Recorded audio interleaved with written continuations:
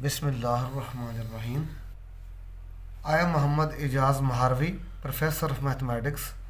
आज हमने mathematics first year का चैप्टर नंबर 5 पार्शियल फ्रैक्शन को आज हमने स्टार्ट करने जा रहे हैं। और उसके हमने बेसिक कंसेप्ट को फर्स्ट ऑफ ऑल जो है अंडरस्टैंड करना है, समझना है कि पार्शियल फ्रैक्शन जो है क्या है। बेसिकली पार्शियल का मतलब होता है जुज़वी तौर पे फ्रैक्शन कसर को कहते हैं, यानी कैसी कसर जिसको पार्ट वाइज करके सॉल्व किया जाए उसको पार्शियल फ्रैक्शन कहते हैं। सबसे पहले हम देख रहे हैं कि पार्शियल फ्रैक्शन को डिफ़ाइन करते हैं कि कैसे डिफ़ाइन किया जा सकता है। If a single rational fraction can be express, अगर सिंगल रैशनल फ्रैक्शन को एक्सप्रेस किया जाए as the sum of two और मोर देन टू फ्रैक्शन में एक्सप्रेस किया जाए, तो इस किस्म की जो फ्रैक्शन की टाइप होगी उसको पार्शियल फ्रैक्शन कहेंगे। अगर हम फर्स्ट ऑफ ऑल इसको एग्जांपल हम नंबर्स में देने जा रहे हैं कि हमारे पास अगर ये एग्जांपल है मिसाल के तौर पे 5/2 नंबर्स में ले रहे हैं तो 2 + 1/2 करेंगे तो इसको 2 नंबर्स के समेशन फॉर्म में लिखा जा सकता है। 2 में भी लिख सकते हैं, 3 में, 4 में। मोर देन 2 फ्रैक्शन के समेशन में अगर सिंगल फ्रैक्शन को लिखा जा सकता है उसको पार्शियल फ्रैक्शन कहते हैं। ये नंबर में थी। अब हम देख रहे हैं कि अगर हमारे पास फंक्शन में, चूँकि ये चैप्टर पॉलिनोमियल फंक्शन के केस में हमने इसको सॉल्व करना है, तो इस तरह की अगर फ्रैक्शन गिवन है तो हम 2x को इसको एक्सप्रेस कर सकते हैं। 2x को अलग से डिवाइड करेंगे और 1 को अलग से डिवाइड करेंगे। ये सेकंड एग्जांपल है जिसमें हमने नंबर्स में किया, इसको हमने पॉलिनोमियल फंक्शन में किया। अब हम नेक्स्ट जा रहे हैं कि अगर हमारे पास इस तरह की फ्रैक्शन है, न्यूमरेटर में 3 टर्म्स हैं, डिनोमिनेटर में 2 टर्म्स हैं, तो उनको तीनों को अलग अलग हम एक्सप्रेस करेंगे। इस तरह हमारे पास पार्शियल फ्रैक्शन को हमने एक्सप्रेस किया। हाँ जी, नेक्स्ट को जो एग्जांपल जो अपना जो कॉन्सेप्ट डिफाइन करने जा रहे हैं वो है कंडीशनल इक्वेशन।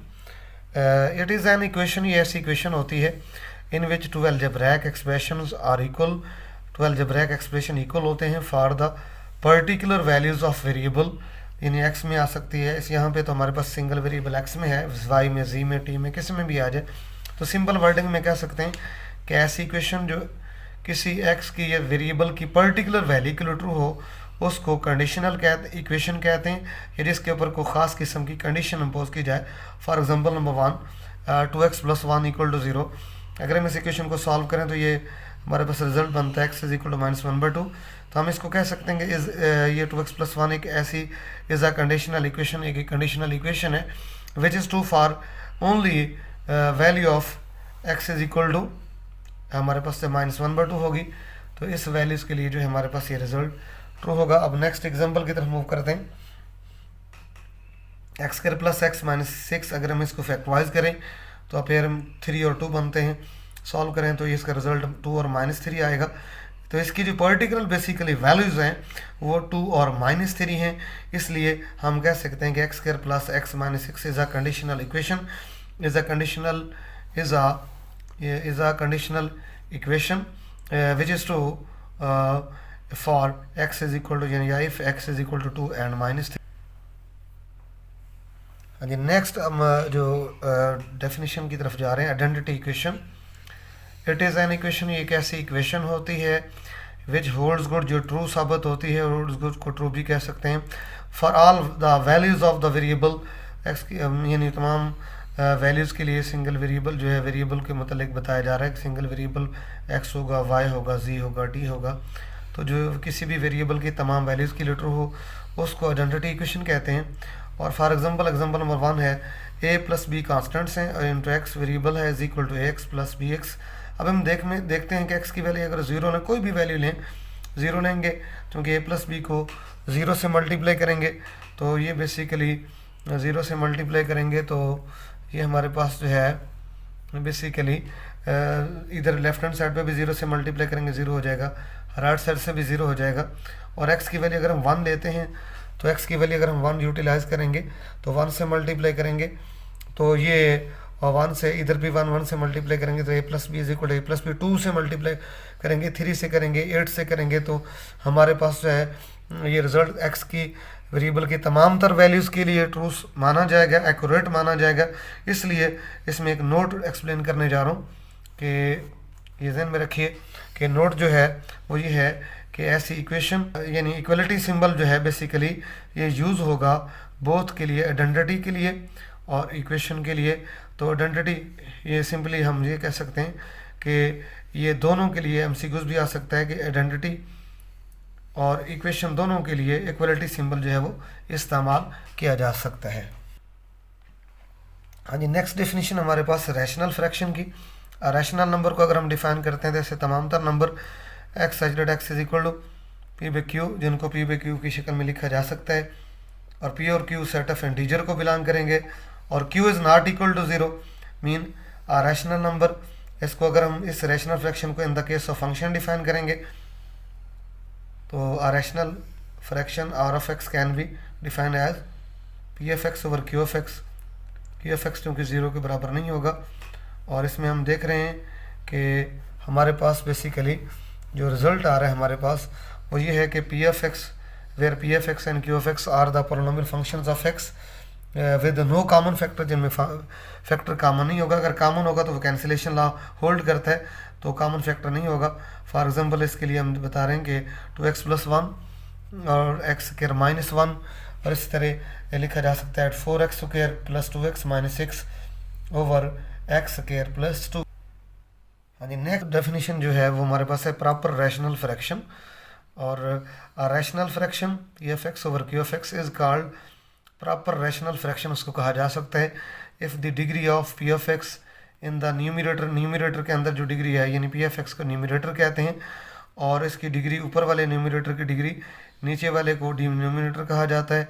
इसको शुमार करना, इसको मुखरज भी कहते हैं।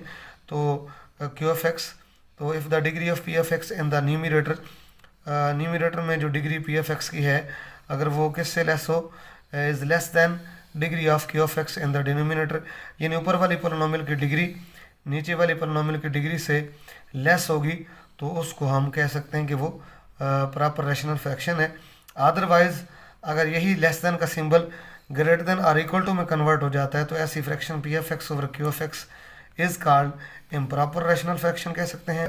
अदरवाइज इम्प्रॉपर रैशनल फ्रैक्शन के लिए if the degree of P of x is greater than equal two degree of Q of x in the denominator, या ग्रेटर देन होगी डिग्रीज ऊपर वाली पोलिनोमियल की पी एफ एक्स की degree नीचे वाले डिनोमिनेटर की डिग्री से, तो हम उसको कहेंगे कि वो इम्प्रॉपर फ्रैक्शन है।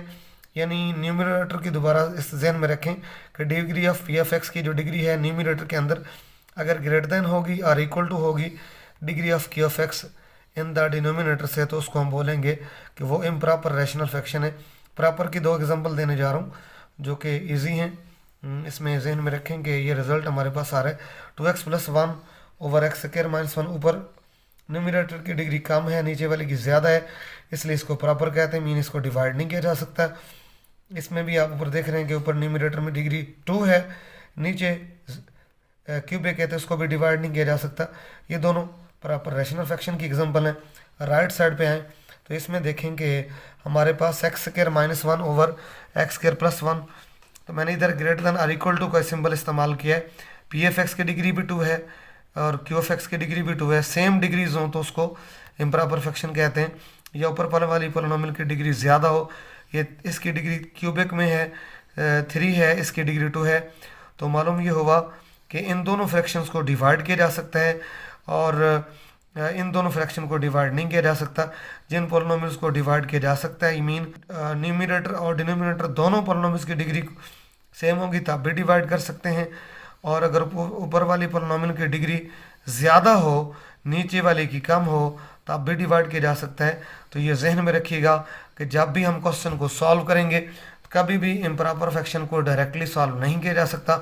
सबसे पहले डिवीजन मेथड इज़ यूज्ड, ये नोट बताने जा रहा हूँ कि डिवीजन मेथड इस्तेमाल करेंगे इम्प्रॉपर फ्रैक्शन को प्रॉपर फ्रैक्शन में कन्वर्ट करने के लिए। उसके बाद इनका मेथड ऑफ सॉल्यूशन जो है वो आगे क्वेश्चन में इस्तेमाल किया जाए।